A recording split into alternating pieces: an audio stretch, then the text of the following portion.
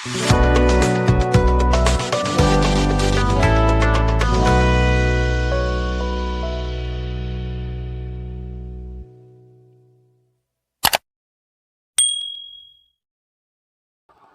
Hello and welcome दोस्तों, बहुत बहुत स्वागत आप सभी का मेरे यूट्यूब चैनल क्रिक सुबंधु में। तो टेस्ट मैच चल रहा था इंडिया और बांग्लादेश के बीच, लेकिन उस बीच यार अब देखो आईपीएल के रिटेंशन रूल भी आ गए और साथ ही टीम इंडिया का जो T20 स्क्वाड है वो भी आ गया।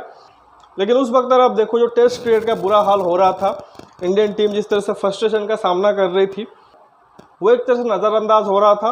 क्योंकि यार अब देखो फर्स्ट डे के बारे में आपको बताया था, सिर्फ 35 ओवर गेम हुए थे और 107 पर 3 पे बांग्लादेश ने एक तरीके से डे एंड किया था। लेकिन उसके बाद यार आप देखो लगातार 2 दिन अगर आप देखो बरसात नहीं हुए, बट वहाँ पे देखो तो एक तरह से सिस्टम इतना ख़राब था और उतना एक तरह से फैसिलिटी था नहीं कि ग्राउंड एक तरह से रेडी कर दिया जाए मैच के लिए। तो 2 दिन एक तरीके से इंडिया और बांग्लादेश के टेस्ट से गायब हो गए। 2 ही दिन एक तरह से बचे हुए थे, आज चौथा दिन और फिर कल 5वां दिन। अब ये मैच जो कि वो ड्रॉ की तरफ मुड़ रहा था क्योंकि बहुत टाइम एक तरह से वेस्ट हो चुका था और बहुत ज़्यादा चर्चा हो रही थी कि इंडिया के WTC फाइनल के चांसेस के बारे में। क्योंकि आपको पता है कि जो आखिरी सीरीज़ है वो बॉर्डर गावस्कर ट्रॉफी है और उतना इजी नहीं होगा। तो ऐसे में जो होम टेस्ट मैचेस है उसमें आप चाहते हो कि 100% रिजल्ट आए, जितने भी मैचेस आप सारे के सारे जीतो, ताकि वहाँ पे आपको एक तरह से एफर्ट कम डालना पड़े। बट यहाँ पे एक तरह से ड्रॉ होने का मतलब था आपके लिए थोड़ा सा दिक्कत हो जाता। लेकिन यहाँ पे देखो जो चौथे दिन गेम हुआ है, टीम इंडिया ने कुछ ऐसा कर दिया है जिससे कि यार आप देखो काफ़ी फैंस, सरप्राइज तो नहीं बोलूँगा बट एक तरह से वाहवाही कर रहे हैं टीम इंडिया की। कमाल का खेल दिखाया है और जो एक तरह से लग रहा था कि डेड हो जाएगा मैच, ड्रॉ में एक तरह से रिजल्ट आएगा, उसमें एक तरह से जान फूंक दी है और आखिर दिन पे ऐसा लग रहा है कि टीम इंडिया जो कि मैच जीत जाएगी। एंड ऑब्वियसली बांग्लादेश के लिए बहुत ज़्यादा टफ हो गया है क्योंकि हुआ ये है कि पहले यार आप देखो उन्होंने बांग्लादेश को ऑल आउट किया और उसके बाद आके एक तरह से ज़बरदस्त इंटेंट के साथ बैटिंग की और डिक्लेयर कर दिया और 1 सेकेंड अगर आप देखो बांग्लादेश को बैटिंग के लिए ले आए और वहाँ पे भी 2 विकेट निकाल चुके हैं। और ये सब कुछ हुआ है सिर्फ एक दिन के अंदर। कुल 18 विकेट गिरे हैं एक दिन में और 400 से भी ज़्यादा रन बने हैं। लेकिन इसमें आप देखो टीम इंडिया ने इस मैच को एक तरह से जिंदा कर दिया है। तो हल्का सा आपको स्कोर कार्ड के बारे में बता और किस तरह से टीम इंडिया ने एक तरह से ड्रॉ के मुंह से जीत को ऑलमोस्ट एक तरह से ले आए हैं, उसके बारे में बात करेंगे और क्या एक तरह से पॉसिबिलिटी हो सकती है कल, उसके बारे में भी हल्का सा चर्चा करेंगे। और साथ ही यार अब देखो कल से ईरानी कप का स्टार्ट हो रहा है, 1 से लेकर 5 तक का। रेस्ट ऑफ इंडिया बनाम रणजी चैंपियन मुंबई, तो उसके बारे में भी हल्का सा आपको अपडेट दे दूंगा। तो यहाँ पर देखोगे तो 107 पर 3 से उन्होंने स्टार्ट किया लेकिन 233 पे ऑल आउट हो गए। अब इसमें देखो सिर्फ मोमिनुल हक, उनके फॉर्मर कैप्टन और एक बहुत अच्छे बैट्समैन है, उन्होंने शतक जड़ा, नॉट आउट रहे, 107 रन किए हैं। लेकिन उसके अलावा कोई भी दूसरा बैटर चला नहीं और इंडियन टीम ने बहुत अच्छी गेंदबाजी की और जिसके चलते आप देखो उनको बहुत जल्दी उन्होंने ऑल आउट कर दिया। आई थिंक 1.5 सेशन लगे, आई थिंक लंच के बाद एक तरह से 1 घंटे के अंदर उनको ऑल आउट कर दिया। इसमें देखोगे तो सभी गेंदबाजों ने बहुत अच्छा काम किया। बुमराह ने 3 विकेट लिए, साथ ही सिराज ने 2 लिए हैं, 2 विकेट अश्विन और आकाशदीप को भी मिले, 1 विकेट जो कि सर जडेजा को मिला। लेकिन वो 1 विकेट जो कि वो माइलस्टोन विकेट था क्योंकि टेस्ट क्रिकेट में उन्होंने 300 विकेट पूरे किए हैं, एक बहुत ही बड़ा अचीवमेंट है। मतलब बहुत कम टाइम में आप देखो उन्होंने टेस्ट क्रिकेट में 300 विकेट लिए और उससे पहले 3000 रन भी बनाए हैं। बहुत बड़े बड़े ग्रेड्स के एक तरह से लिस्ट में वो शामिल हो चुके हैं एंड ट्रूली बोल सकते हो इस मॉडर्न डे क्रिकेट के one of the finest allrounder हैं। स्पेशली अगर आप रेड बॉल क्रिकेट की बात करोगे, ऑब्वियसली व्हाइट बॉल में शायद आप उनको कंसिडर नहीं करोगे उतना, बट जहाँ पे टेस्ट मैच के बारे में बात आएंगी, आई थिंक जो लेजेंड्स हैं, जो ग्रेड्स हैं, उनके बीच उनका एक तरह से नाम शुमार होगा, नॉट जस्ट की इंडियन क्रिकेट के बल्कि एक तरीके से वर्ल्ड क्रिकेट के भी। तो बहुत बड़ा अचीवमेंट है, तो कंग्रेचुलेशन टू सर जडेजा ये माइलस्टोन के लिए। लेकिन उसके बाद देखो एक्चुअली जब एक तरीके से फर्स्ट इनिंग्स खत्म हुआ, मुझे ये लगा कि क्या हम 3 सेशन में 400 रन बना सकते हैं। मतलब कि एक थॉट आई थी कि आज 1.5 सेशन बचे हुए हैं, कल 1.5 सेशन अगर हम बैटिंग करते हैं तो 3 सेशन हो जाएंगे, तो क्या हम 3 सेशन में 400 रन बना सकते हैं, जिससे कि ऑलमोस्ट 160-70 के करीब एक तरह से लीड होगा।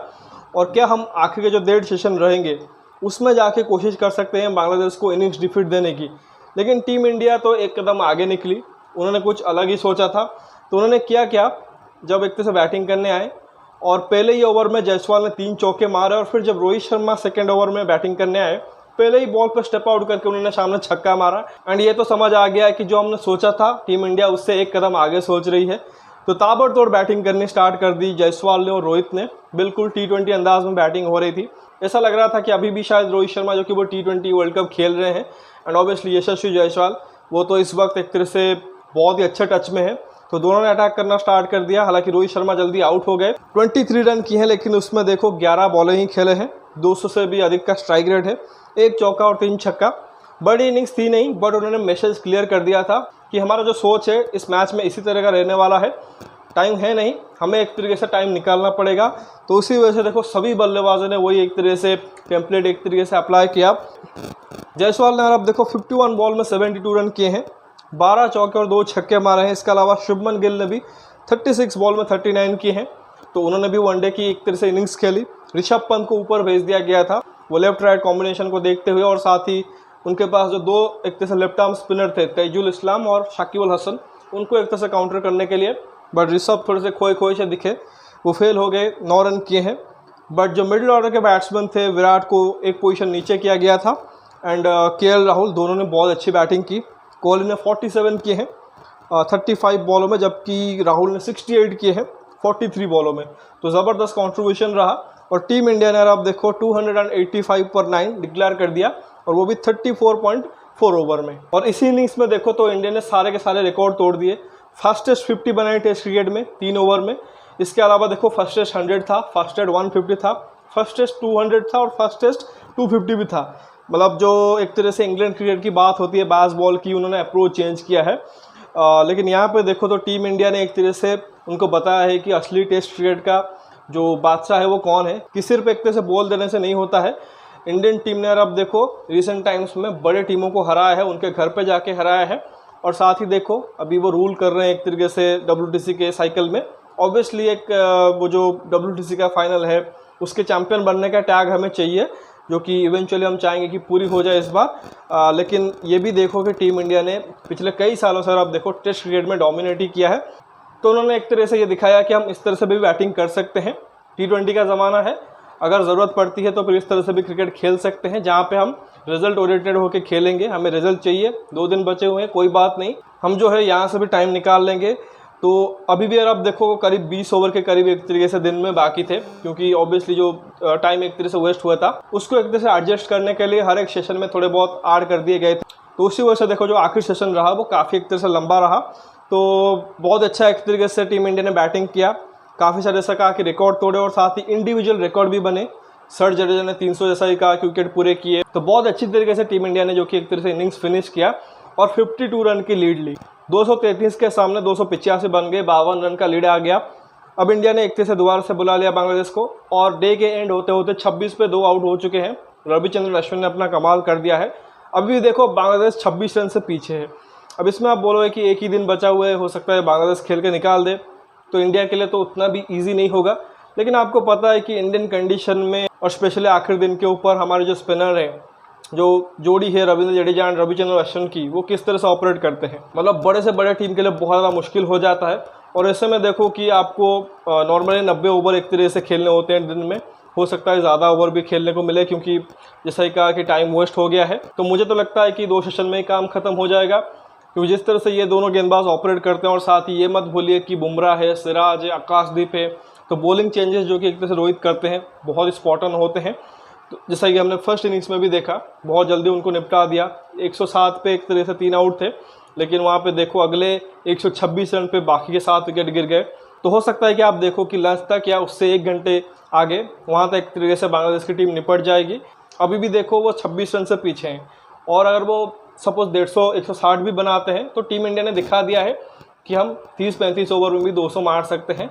तो जिस तरह से उन्होंने बैटिंग किया है T20 अंदाज में, तो कोई भी टारगेट एक तरह से छोटा ही रहेगा। तो देखना इंटरेस्टिंग होगा किस तरह से बांग्लादेश के जो बैटर्स है वो अप्रोच करते हैं, क्योंकि देखो उनको पूरा दिन एक तरह से खेल के निकालना बहुत मुश्किल होगा। उनको आई थिंक एक तरह से स्कोर करने के लिए जाना पड़ेगा, और वहीं पे इंडियन टीम के लिए चांस भी रहेगा, क्योंकि बहुत मुश्किल होगा कि आप 80-85 ओवर एक तरह से सर्वाइव कर जाओ, और अभी 8 ही विकेट बचे हुए हैं। तो मुझे तो लगता है कि 100% टीम इंडिया मैच जीतने वाली है। हो सकता है आप टी के आसपास रिजल्ट आता हुआ देखो, डिपेंड ये करेगा कि कितने देर तक बांग्लादेश की टीम जो कि वो बैटिंग कर पाती है। बाकी अगर आप देखो उनके लिए जीत बहुत मुश्किल है, इम्पॉसिबल नहीं कहेंगे, क्रिकेट में कुछ भी हो सकता है, बट देखो वो कितना स्कोर एक तरह से खड़ा करेंगे, जो कि एक तरह से वो इंडिया को चैलेंज करेंगे। आई थिंक अगर वो 2 सेशन भी बैटिंग करके 200 भी बनाते हैं तब भी शायद वो रिस्क नहीं लेंगे, क्योंकि एक सेशन में सपोज 30 ओवर भी होंगे इंडियन टीम 30 ओवर में 200 ईजिली चेस कर देगी। सो आई डोंट थिंक कि बांग्लादेश अभी जीत के बारे में सोचेंगे। They probably looking for a draw. तो अभी देखना पड़ेगा किस तरह से वो इस मैच को अप्रोच करते हैं। तो इंटरेस्टिंग रहेगा आखिरी दिन, तो उसके लिए एक तरह से इंतजार करिए। बाकी कल से अब देखो ईरानी कप स्टार्ट हो रहा है, रेस्ट ऑफ इंडिया बना मुंबई टीम। अब इंटरेस्टिंग होगा वो मैच भी देखना, क्योंकि काफ़ी सारे डोमेस्टिक के प्लेयर खेल रहे हैं। एक अनफॉर्चुनेट खबर आई है अभी रिसेंटली कि जो मुंबई के स्टार बैट्समैन है मुशीर खान, उनका कार एक्सीडेंट हो गया था। उतना सीरियस नहीं है जितना कि ऋषभ पंत का था। अभी एक तरह से उनकी रिकवरी चल रही है। थोड़ा सा एक तरह से क्रिकेट मिस ज़रूर करेंगे, होप यही करेंगे जल्दी से एक तरह से फिट हो जाएं। लेकिन झटका लग गया है मुंबई को। लेकिन उस टीम में आप देखो और भी प्लेयर्स हैं, पृथ्वी शॉ होंगे, अजिंक्य रहाणे का एक्सपीरियंस आ जाएगा, शायद शार्दुल ठाकुर भी हैं, श्रेयस अय्यर भी खेलेंगे मुंबई में, शाम सुमलानी, तनुष कोटियन जैसे प्लेयर जो अभी दिलीप ट्रॉफी में खेल रहे थे, अच्छा कर रहे थे, इवन चैंपियन बने, तो वो भी फीचर करता हुआ दिखाई देंगे। और साथ ही रेस्ट ऑफ इंडिया, उसमें ऋतुराज गायकवाड़ कप्तान होंगे, शाही सुदर्शन है, अभिमन्यु ईश्वरन वाइस कप्तान होंगे। तो उनको भी एक तरह से देखने में मज़ा आएगा। तो इंटरेस्टिंग एक तरह से मैच होगा। तो लेट्स सी कि रणजी चैंपियन जीतते हैं या रेस्ट ऑफ इंडिया जो कि चैंपियन बनती है, तो उसके लिए भी इंतज़ार करिए। तो मोटा मोटी अब देखो कल एक तरीके से आपको 2 मैचेस देखने को मिलेगा, जहाँ पे इंडिया और बांग्लादेश मैच में आपको रिजल्ट आता हुआ दिखाई देगा, most likely in favour of us. बाकी ईरानी कप स्टार्ट हो रहा है और बाकी T20 सीरीज़ भी 6 तारीख से स्टार्ट हो जाएगी, तो उसका इंतज़ार करिए। फिलहाल इस वीडियो बस इतना ही। आशा करता हूँ कि वीडियो ज़रूर आपको पसंद आएगा। वीडियो को लाइक ज़रूर करिए और साथ ही चैनल को सब्सक्राइब और शेयर ज़रूर कर दीजिए, दोस्तों तक पहुँचाइए। कमेंट सेक्शन में अपना राय ज़रूर रख सकते हो इंडियन टीम के इस अप्रोच के बारे में, और क्या इंडियन टीम में मैच निकाल के ले जा सकती है उसके बारे में ज़रूर बताइए। बाकी नोटिफिकेशन की घंटी दबा लीजिए ताकि हर एक वीडियो की अपडेट आपको टाइम पे मिलती रहे।